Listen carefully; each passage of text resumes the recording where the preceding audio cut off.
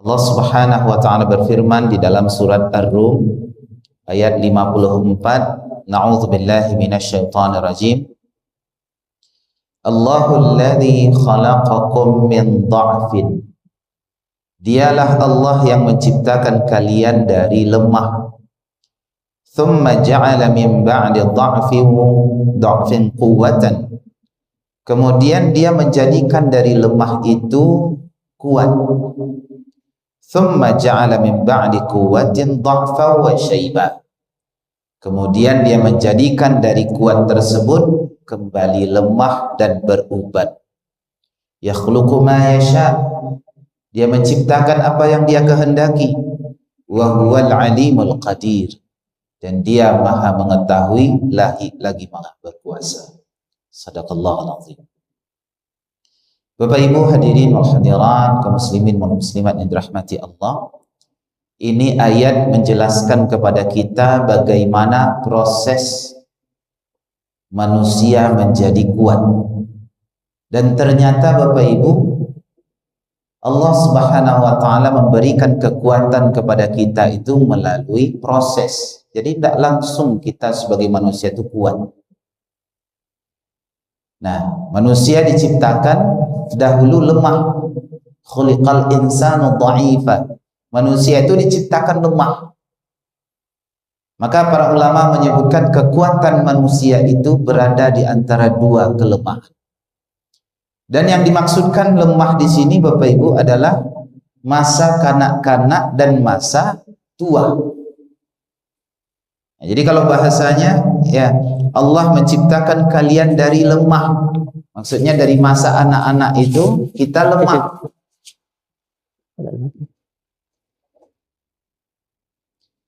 Nah, jadi Bapak Ibu yang rahmati Allah, bagaimana cara kita supaya bisa kuat? Maka para ulama mengatakan apa yang ada pada anak-anak harusnya tidak boleh lagi ada pada diri kita. Anak-anak ini bagaimana karakternya Bapak Ibu? Karakter anak-anak itu ya, suka bermain, ini contoh. Maka kalau kita ingin kuat sebagai orang dewasa, sudah tidak boleh lagi ada permainan dalam hidup kita ini.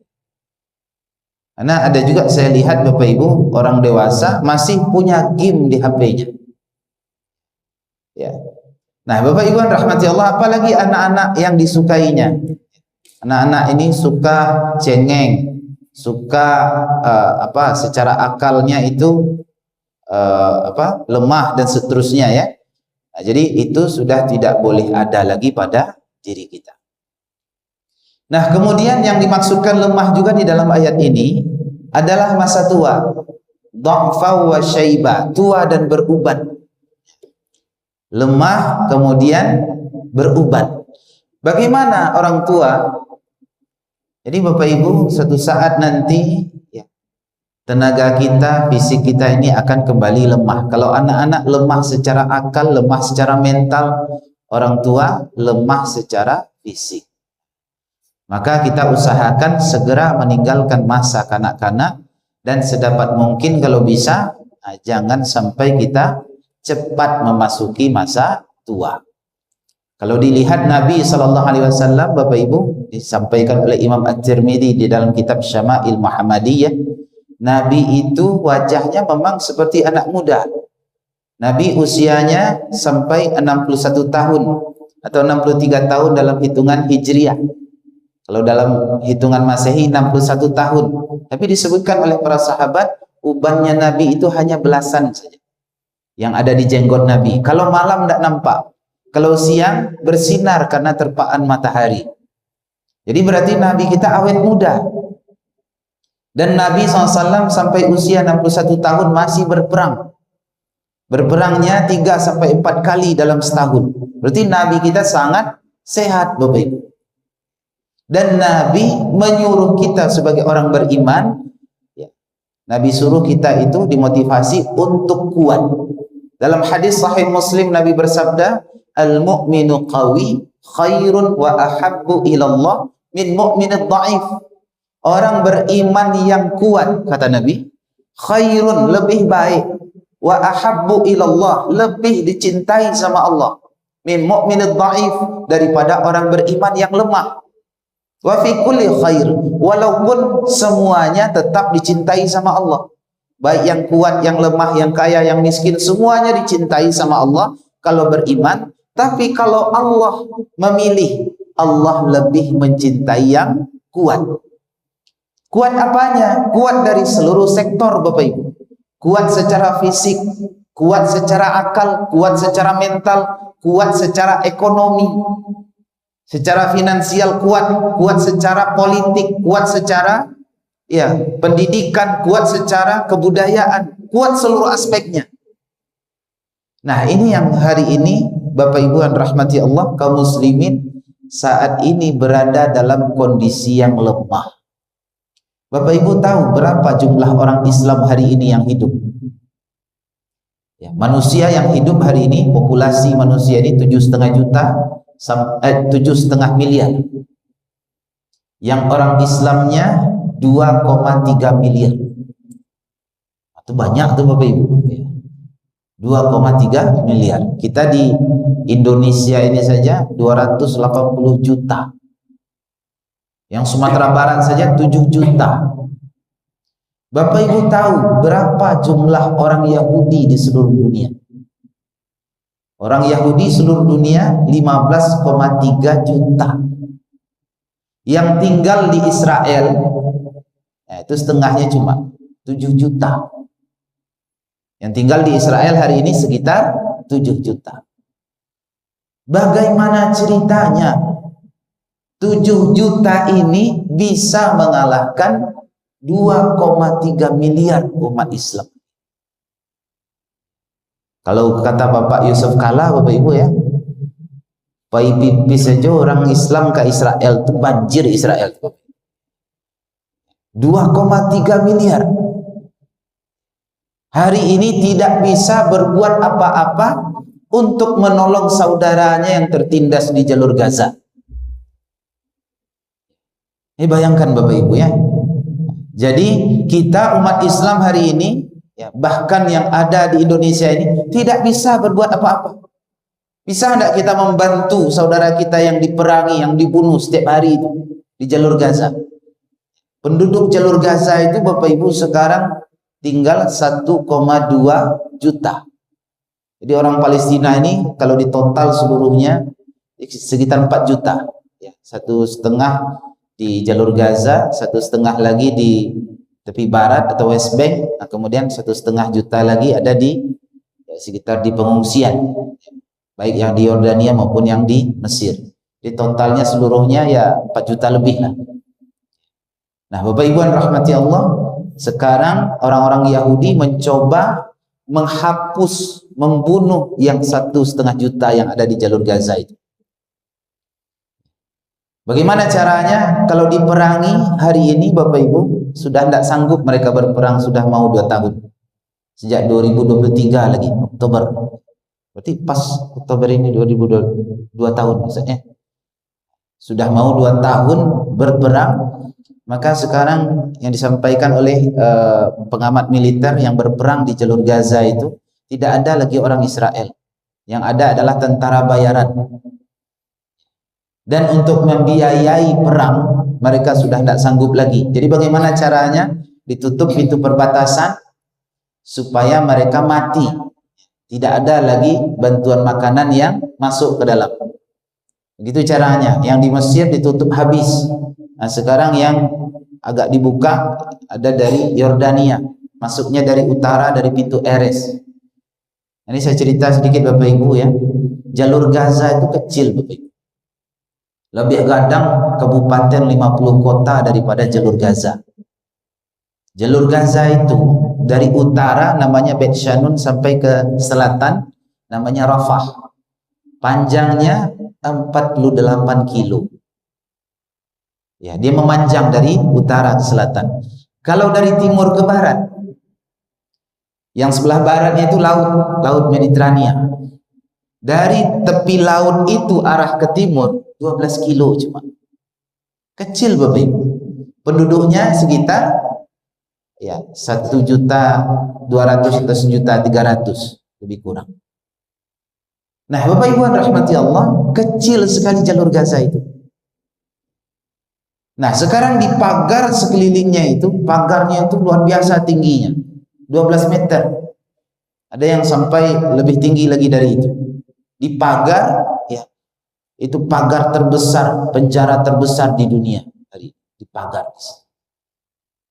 Tidak boleh ada yang masuk, baik darat, laut maupun udara. Kalaupun masuk, sangat sedikit yang bisa.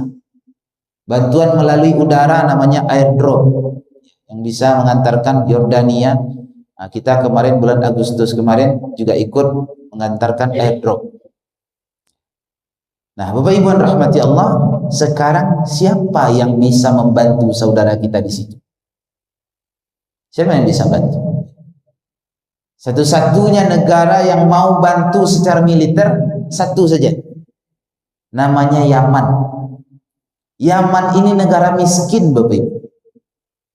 Cuma satu itu, yang lain bantu enggak? Berapa banyak negara-negara Arab yang kaya, yang belanja senjatanya ya, miliaran US dollar per tahun. Ada enggak satu butir peluru saja dibantu ke Palestina? Tidak ada, berani, Bapak Ibu. Takut dengan jumlah 7 juta itu. Nah, Bapak Ibu yang rahmati Allah, sekarang yang membantu Palestina ini Bapak Ibu tahu, orang-orang non-muslim, Bapak Ibu. Ada seorang Gen Z, Bapak Ibu, dari Swedia, usianya 23 tahun, perempuan, namanya Greta Thunberg.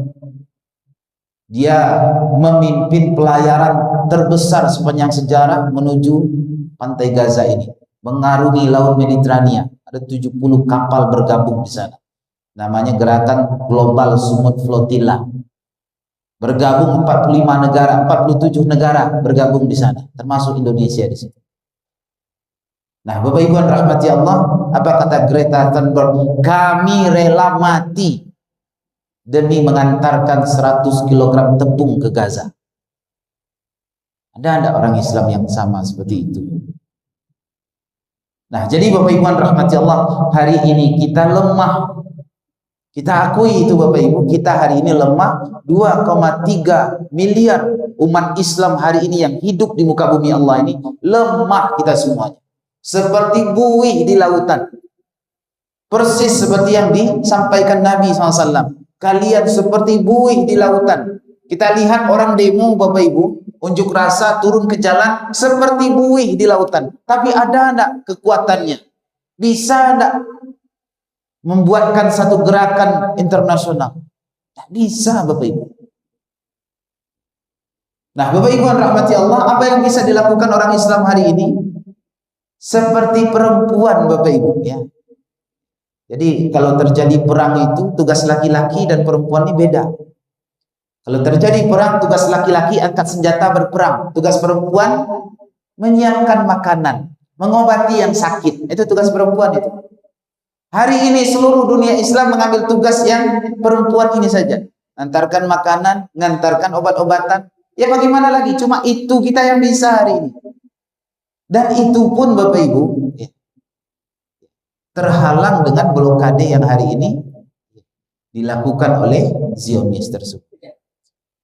Yang pertama Bapak Ibu, kita dahulu mengantarkan bantuan 320 juta sumbangan dari Bapak Ibu warga kota Payakumbuh dan Kabupaten 50 kota. Bagaimana sumbangan itu disalurkan? Kita belanja di Mesir, kemudian dimuat ke truk, ya, truk kontainer, kemudian truk tersebut masuk ke paling selatan Rafah, namanya pintu Rafah itu ya, checkpointnya itu, dan tidak pernah dibuka. Berapa truk yang mengantri di situ? Bukan 1-2 truk, 15.000 truk memanjang dari Rafah itu sampai nanti macetnya itu sampai ke satu kota di Mesir namanya El Arish. El Arish itu 45 kilo dari Rafah. Itu panjangnya truk yang ingin mengantarkan bantuan masuk ke Gaza. Bisa nggak masuk? Berbulan-bulan ngantri di situ. Ada yang sudah pulang, ada yang tetap ngotot di situ, tapi bahan bantuannya sudah kadaluarsa, yang bantuan sembakonya sudah basi, ya, yang tepungnya sudah expired, tidak bisa lagi disalurkan. Nah, itu yang terjadi dahulu. Nah, jadi Bapak Ibu rahmati Allah. Nah, sekarang bagaimana polanya? Sekarang polanya dari Yordania dicoba orang lagi. Dari Yordania, walaupun kebutuhan per hari itu 700 truk. Sekarang yang bisa lewat itu cuma 20, 10, 20. Nah, tapi alhamdulillah masuk. Yang 10 truk itu Bapak Ibu diperebutkan oleh ribuan orang-orang Gaza. Kami diperlihatkan videonya Bapak Ibu. Ya, ini truknya cuma beberapa buah. Yang mengantri ingin mendapatkannya seluas mata memandang manusia yang mengantri. Kelaparan di sana. Apa tujuan orang-orang dibiarkan kelaparan seperti itu? Supaya mati semuanya. Kalau diperangi mereka itu, mereka kuat. Ya. Orang-orang pejuang Palestina itu tidak akan menyerah dia. Malah kalau mati dia bersyukur, mati syahid dia. Jadi bagaimana caranya? Ditutup seluruh pintunya, perbatasan di sana, tidak boleh masuk dan dibiarkan mati kelaparan. Nah, itu misi daripada Yahudi laknatullah ini. Nah, jadi Bapak Ibu rahmati Allah, Nabi SAW suruh kita jadi orang kuat. Kuat secara fisik, kuat secara ekonomi, kuat secara politik, seluruh aspek kehidupan kita kuat. Dan Nabi sudah mencontohkan Bapak Ibu, Nabi itu adalah manusia yang kuat dari seluruh aspek. Fisik Nabi itu kuat Bapak Ibu. Nabi pernah mengalahkan juara gulat yang ada di Sentero Timur Tengah itu. Kalau sekarang mungkin juara UFC Bapak Ibu ya. Tidak pernah dikalahkan orang. Kemudian didakwahi sama Nabi, namanya Rukanah bin Abdul Malik. Rukanah ini didakwahi sama Nabi, masuk Islam lah kamu akan jadi pejuang segala macam, disampaikan sama Nabi. Dan kita sudah bisa tebak apa yang disampaikan Rukanah. Wahai Muhammad, kalau kau bisa kalahkan saya, masuk Islam saya. Maka ditantang sama Nabi, sama Rukanah ini, Nabi bergulat. 3 kali dibanting oleh Nabi. Bukan hanya dibanting, dikunci, tidak bisa melawan lagi. Sampai dia begitu terheran-heran, kenapa dia bisa kalah? Karena seumur umur dia bertanding, tidak pernah kalah. Nabi yang mengalahkannya. Berarti fisik Nabi ini sangat kuat. Ada yang mengatakan Bapak Ibu, Ustaz, pernah tidak Nabi pacu lari sama Aisyah dan Nabi kalah? Itu kan sahih riwayatnya Bapak Ibu ya. Nabi pacu lari dengan istrinya Aisyah, kemudian Nabi kalah. Bapak Ibu rahmati Allah, Nabi ini panglima perang. Rukanah saja kalah sama Nabi. Kira-kira Nabi kalah pacu lari dengan Aisyah, itu betulan kalah atau mengalah? Mengalah atau kalah, Bu? Berarti ibu-ibu nih memang agak suka dibohongi ya. Sebenarnya Nabi itu mengalah sebenarnya. Karena seorang suami dengan istrinya tidak perlu siapa yang menang Bapak Ibu ya, yang perlu bahagia kan gitu ya. Nah Bapak Ibu rahmati Allah ya, itu fisik Nabi kuat, para sahabat Nabi kuat. Ada seorang sahabat yang memang terlahir lemah secara fisik, Ibnu Mas'ud. Ibnu Mas'ud biasanya. Ibnu Mas'ud ini disebut dengan sahabat berbetis kecil, lemah fisiknya. Dan dia pernah terus terang sampaikan kepada Nabi Rasulullah, saya itu kalau puasa malamnya sakit tidak bisa qiyam.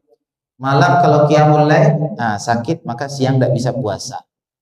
Maka Nabi sampaikan kalau bulan Ramadan, wahai Ibnu Mas'ud, kamu puasa malamnya tidak usah tarawih. Ya, karena fisiknya lemah. Kalau di luar bulan Ramadan engkau sholat malam, siangnya tidak usah puasa. Karena saking lemahnya. Tapi Bapak Ibu, ternyata Ibnu Mas'ud ini kalau soal mental tidak ada yang melawannya. Jadi Bapak Ibu, ada satu tantangan bagi sahabat Nabi itu. Bapak Ibu ingat di samping Ka'bah itu antara rukun Syam dan rukun Irak, di situ ada pagar yang melengkung itu, namanya Hijr Ismail.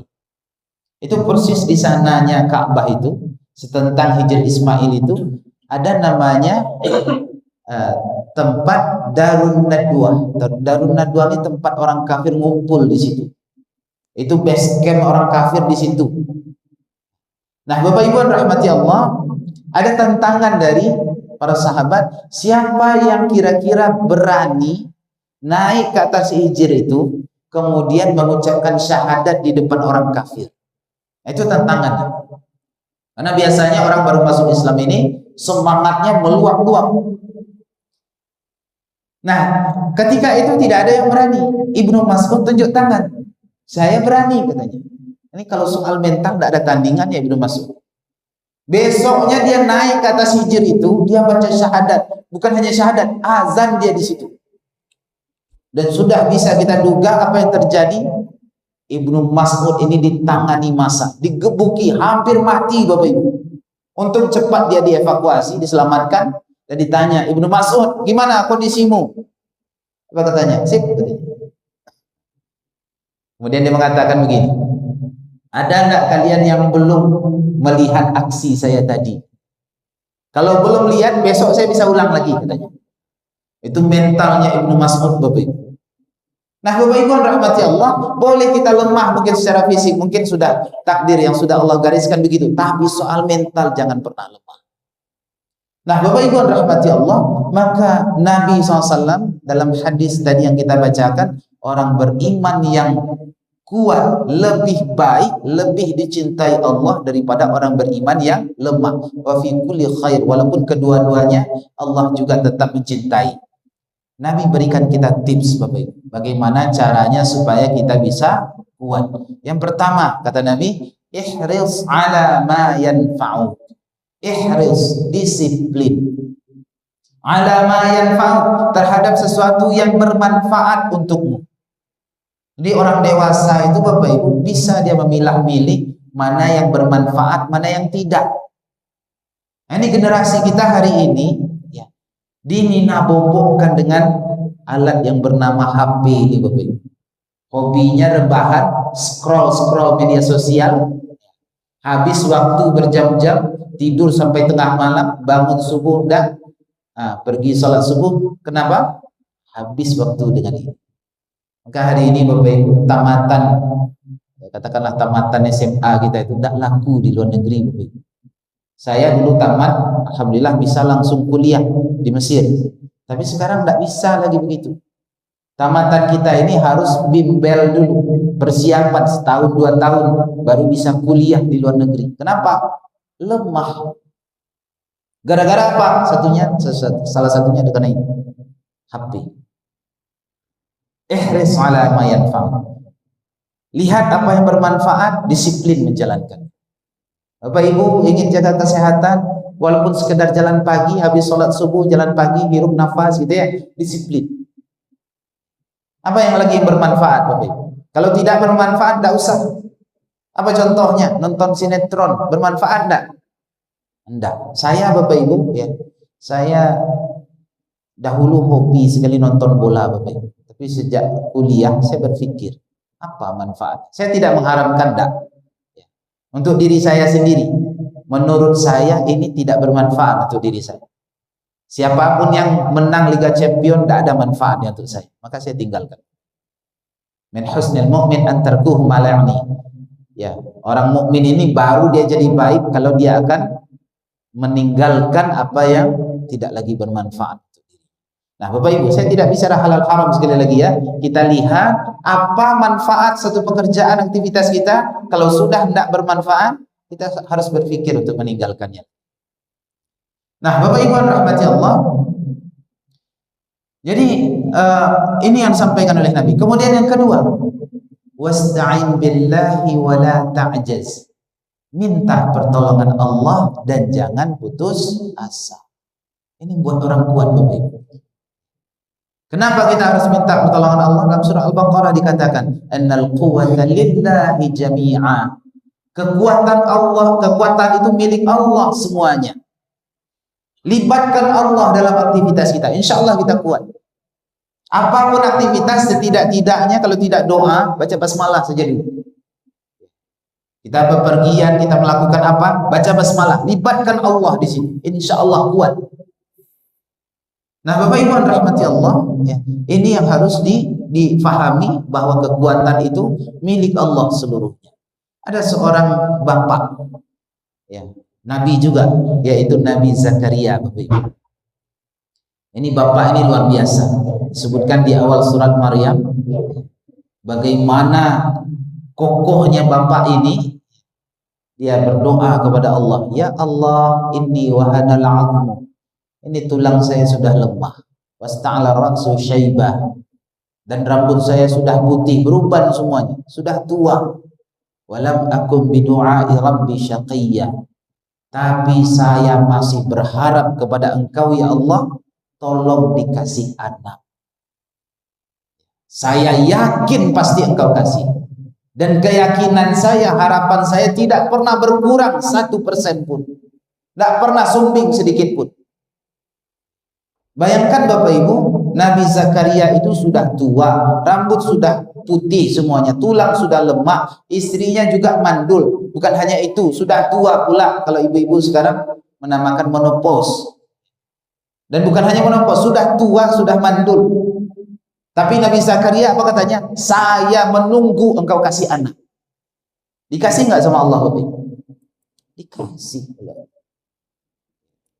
Wasta'in billahi wala ta'jaz.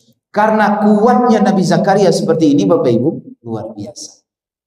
Anaknya ya dikasih nama sama Allah Yahya. Ini masih boleh lanjut Bapak Ibu sedikit lagi?